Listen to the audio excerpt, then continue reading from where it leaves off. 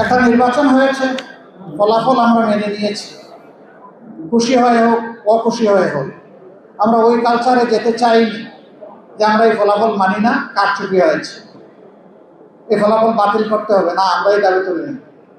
আমরা বলেছি কষ্ট আছে বুকে, কিন্তু মেনে নিলাম।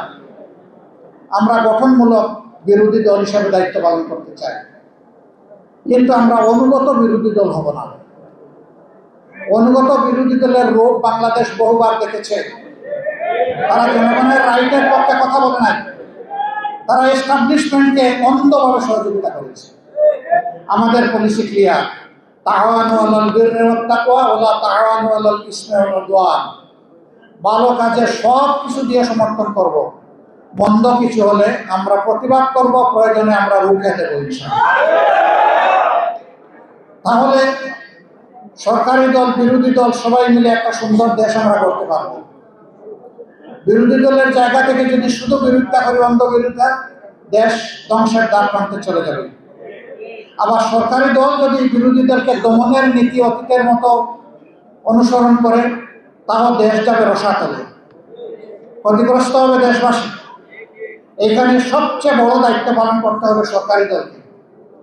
সরকারি দল যদি দায়িত্বশীলতার সাথে মানুষের আমানতদারি রক্ষা করে, যদি তারা অন্যায় অপরাধ বন্ধ করতে পারেন, দুর্নীতি বন্ধ করতে পারেন, চাঁদাবাজি বন্ধ করতে পারেন, আমি বিশ্বাস করি 5 বছরে এই দেশ পরিপূর্ণভাবে বদলে যাবে।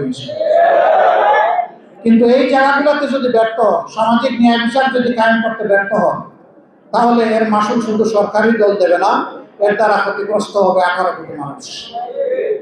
দোয়া করবেন আমরা বিরোধী দল হিসাবে যেন চৌকস পাহারাদারের দায়িত্ব পালন করতে পারি। চোখ যেন সবসময় জনগণের অধিকারের দিকে খাড়া রাখতে পারি, স্থির রাখতে পারি, আল্লাহকে যেন ভয় করে চলতে পারি। আল্লাহর বিধানের লঙ্ঘন হয় এমন কিছু যেন আমরা মেনে না নেই। আপনারা আমাদের জন্য দোয়া করবেন।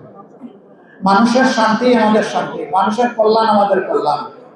খায়রুন নাস মান ইয়ানফাউন নাস, ওই মানুষই সবচেয়ে ভালো মানুষ যে মানুষের কল্যাণে পাগল হয়ে লেগে থাকে। আল্লাহ যেন সেইভাবে আমাদেরকে পাগল করা হয়ে লেগে থাকার তৌফিক দান করেন। আজকের এই ইফতারের উসিলায় আল্লাহ তাআলা আমাদেরকে ক্ষমা করুন। প্রিয় দেশের উপর আল্লাহ রহম করুন। আল্লাহ পাক শান্তির ফয়সালা নাজিল করুন এবং সমাজের শান্তি শৃঙ্খলা ফিরিয়ে আনতে আমাদের সকলকে দায়িত্বশীল ভূমিকা পালন করার তৌফিক দান করুন।